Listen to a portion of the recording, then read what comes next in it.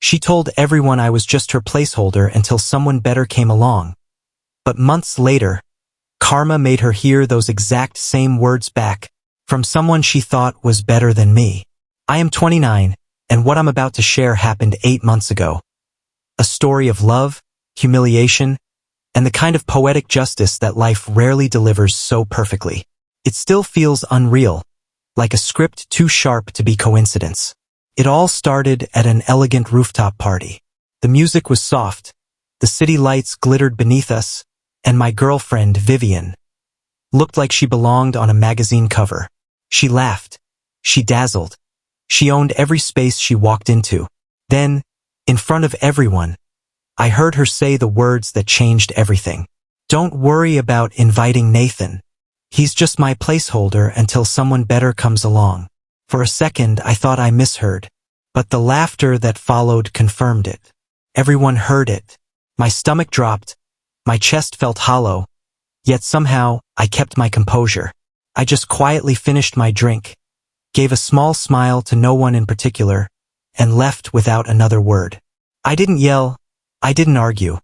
I just walked away from the woman I thought I'd spend my life with.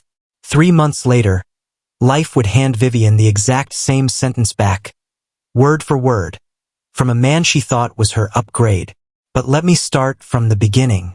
Vivian and I had been together for 18 months. We met 2 summers ago through mutual friends at a rooftop barbecue. She wore a flowing cream sundress that caught the evening breeze, and when she laughed, it was like the world paused to listen. That day, she looked straight out of a dream. I remember thinking, this is what beauty looks like when it doesn't even try. Vivian was 27 then, a woman who radiated confidence in every gesture. She worked in marketing for a high-end luxury brand that sold $300 candles to people who wanted their homes to smell like success. Her Instagram was a gallery of perfection, golden hour photos, designer outfits, minimalist cafes, and smiles that never looked forced. I was different. I'm a mechanical engineer who designs cardiac equipment. Not the most glamorous career, but it's work that feels meaningful. Knowing that something I create might help someone's heart beat another day gives me purpose. My life is comfortable. A modest apartment, a reliable Honda Civic, weekends spent cooking, hiking, or listening to vinyl records. In the beginning, being with Vivian felt like entering a world I'd only seen from the outside. She introduced me to fine wines I couldn't pronounce, fancy restaurants with plates so artistic you felt guilty eating them, and people who talked about European vacations like they were quick trips to the mall. I tried to keep up, to fit into her beautiful, curated life. But slowly the cracks appeared. It started with harmless comments. "Oh, your friend Tyler is a surgeon. That's such an impressive job." Or, "Madison's boyfriend just made partner at his law firm. Can you imagine the pressure?" She never said I wasn't enough, but the comparisons hung in the air like perfume. Sweet, subtle, but impossible to ignore. Then came the stories about her exes. Dr. Harrison, the cardiothoracic surgeon who took her to Barcelona for a weekend. James, the corporate lawyer who bought her courtside Lakers tickets. Marcus, a different Marcus, the investment banker who gifted her a vintage Chanel bag for their anniversary. She'd say, "I'm not trying to make you feel bad. These are just memories. They shaped who I am." But it felt like every memory was a measuring stick, and I was always falling short. When I surprised her with a weekend getaway to a cozy oceanfront bed and breakfast in Monterey, she spent the drive home talking about her friend Jessica's trip to the French Riviera. "Can you imagine waking up to that view?" she said, scrolling through Instagram as I drove. I tried to laugh it off, but it stung. For her birthday, I bought a custom necklace from a local designer. Simple, elegant, with her birthstone. She thanked me sweetly, kissed my cheek, and 2 days later showed me a Tiffany bracelet her coworker received. "Look at this," she said. "The craftsmanship is just another level. You can tell its quality. It's the kind of jewelry you pass down." That night, I realized I'd never be enough for a woman whose definition of happiness was wrapped in price tags. Still, I tried. I took on weekend consulting projects. I worked extra hours. I told myself I was building a future, but really, I was just trying to afford her approval. I bought designer clothes, made reservations at restaurants I could barely pronounce, and learned about wines I didn't even like. Vivian would smile and say, "See? You look so much more confident when you dress like this." But inside, I'd never felt smaller. My friends noticed the change. One night, Marcus pulled me aside after dinner. "Man, you've been off lately. You barely talk. Everything okay?" "Elite. Just work stuff." But it wasn't work. It was the constant pressure of trying to be someone I wasn't. Someone who would finally be enough for her. Looking back, I realized I'd stopped being Nathan somewhere along the way. I'd become a man whose entire existence revolved around pleasing someone who measured love by status. And then came Madison's engagement party, the night everything fell apart. It was held at Zenith, a luxurious rooftop bar with a skyline view. Vivian looked radiant, dripping in gold accessories and confidence. I wore a charcoal gray Tom Ford suit, the most expensive thing I'd ever bought, purchased solely because she said my old suits weren't polished enough. For the first hour, everything seemed fine. I was talking with Madison's fiancé's brother about medical devices, feeling for once like I belonged. Then I heard it. Vivian's laugh, that light, airy sound that used to melt me, followed by her voice saying the words that would shatter the illusion completely. "Don't worry about inviting Nathan. He's just my placeholder until someone better comes along." The room fell silent. Even the music seemed to dim.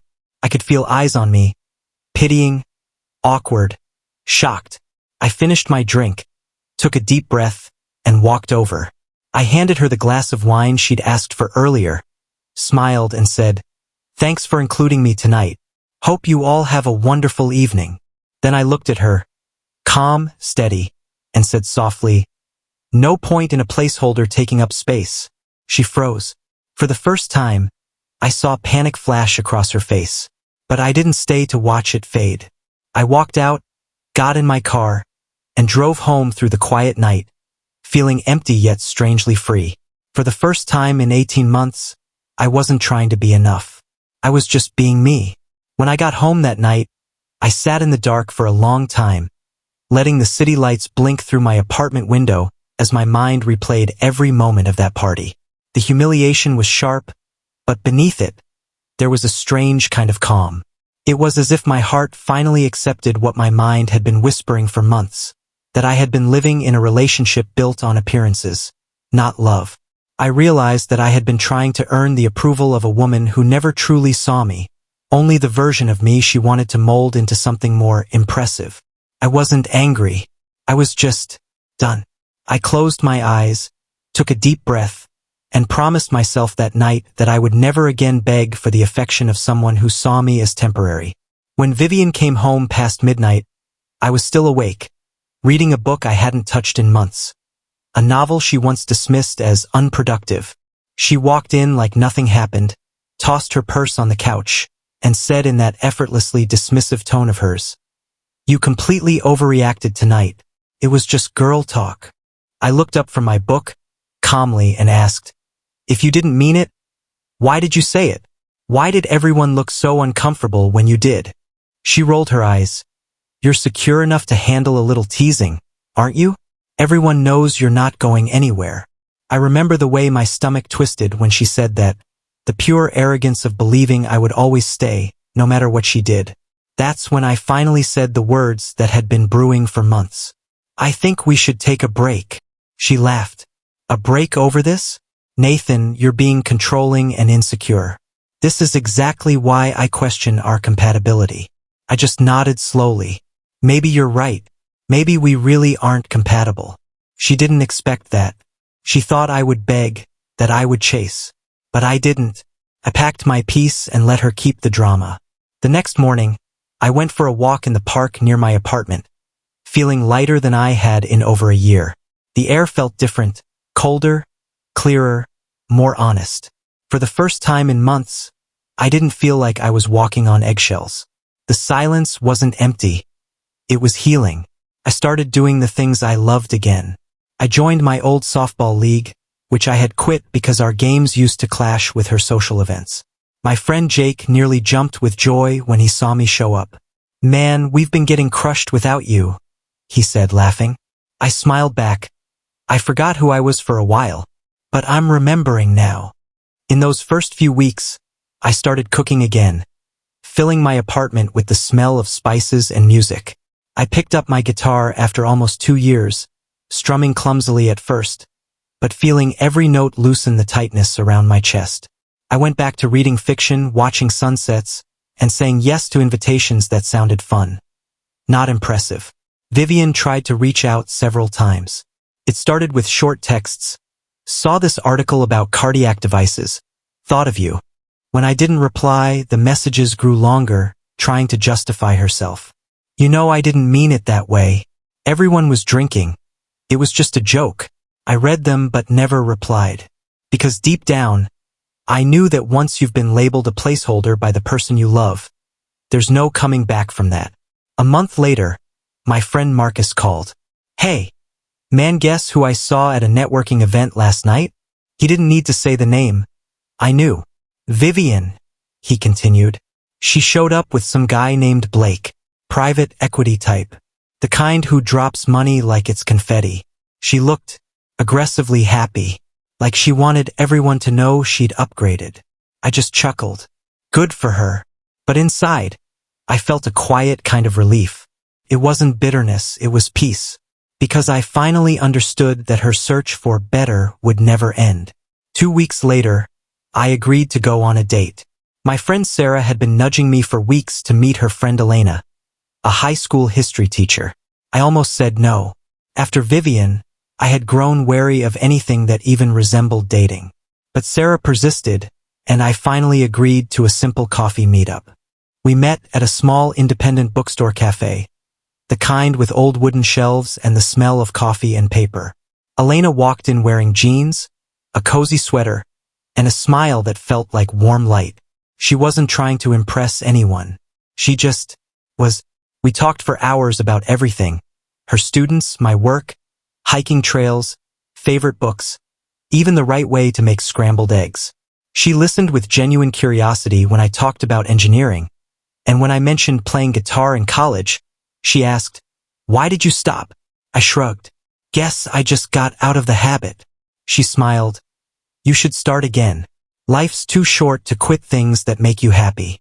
That one line hit harder than she knew, because for so long, I had forgotten what it felt like to do things purely because they made me feel alive. For the first time in years, I didn't feel the need to impress anyone. I didn't check my phone. I didn't worry about saying the right thing. I just existed, and somehow that was enough. 3 weeks later, Karma showed up, wearing designer heels and carrying a lesson sharper than any revenge I could have planned. I was having dinner with Elena when Madison called me, practically bursting through the phone. "Nathan, you're not going to believe this." Vivian's relationship with Blake exploded. Apparently, he was seeing multiple women. She caught him when she showed up unannounced at his apartment and found another woman's things everywhere. When she confronted him, he looked completely confused and said, "I never said we were exclusive. You're just convenient until someone more interesting comes along." I went silent. Madison's voice trembled between shock and disbelief. "He literally said the same thing she said about you. The exact words." I let out a slow breath. "The universe doesn't miss," I said quietly. Madison continued, "It gets worse." She caused a scene at his office the next day. Security had to escort her out. Word spread to her company, and her boss demoted her. "She's been asking about you." For a moment, I felt a flicker of sadness. Not because I missed her, but because I realized how far she'd fallen from the pedestal she built for herself. But then I remembered how it felt that night on the rooftop when she laughed at my expense. And the sadness faded into something else. Closure. A week later, I was sitting alone at Lucia's, my favorite little Italian restaurant, reading a book over pasta when I heard a familiar voice. "Nathan." I looked up, and there she was, Vivian. Same perfect hair, same expensive outfit, but the confidence was gone. She looked deflated. "Are you here alone?" she asked, as if the concept was foreign to her. I smiled. "Yeah, every Thursday. Good food, Good book, no pressure. It's nice. She tilted her head, confused. You eat out by yourself. On purpose. I nodded. Of course. I enjoy my own company now. She sat down without asking. I just wanted to say I'm sorry. For the party, for everything. I've been thinking a lot. And I realize how terribly I treated you. Maybe we could try again. I looked at her, calmly, the same way I had that night months ago. I appreciate the apology, Vivian. But no, I'm not interested in going back. Her eyes narrowed. Is it because of someone else? I shook my head. No, it's because of me. I learned that I don't need anyone else to validate my worth. I'm happy with my life exactly as it is. She whispered, Don't you get lonely sometimes? I smiled sadly. I used to feel lonelier with you than I ever do now. There's a difference between being alone and being lonely. She looked down, eyes glossy. I see you differently now. I appreciate you now. I nodded gently. Maybe you do. But I needed to learn to appreciate myself first. That was the last time we spoke. 6 months passed. Elena and I grew closer, eventually moving in together. It was effortless. No power struggles, no image games. Just two people choosing each other every day. She celebrates my wins, big or small, and finds joy in the simple things. My cooking, my music, my quiet ways. She comes to my softball games, brings homemade cookies, keeps score in a little notebook, and laughs louder than anyone when I miss a catch. With Vivian, my interests were tolerated. With Elena, they are celebrated. One evening, while we were cooking together, Elena looked at me and said softly, I'm so glad you learned to value yourself. Otherwise, you might have stayed with someone who didn't deserve you. And I never would have met the real you. And that's when it hit me. Vivian was right about one thing. I was a placeholder. But not for someone better than me. I was a placeholder for the version of myself who finally learned to know his worth. And when that version arrived, the placeholder was gone. Forever. Like and subscribe if you believe that sometimes the universe doesn't need your revenge. It writes its own perfect ending.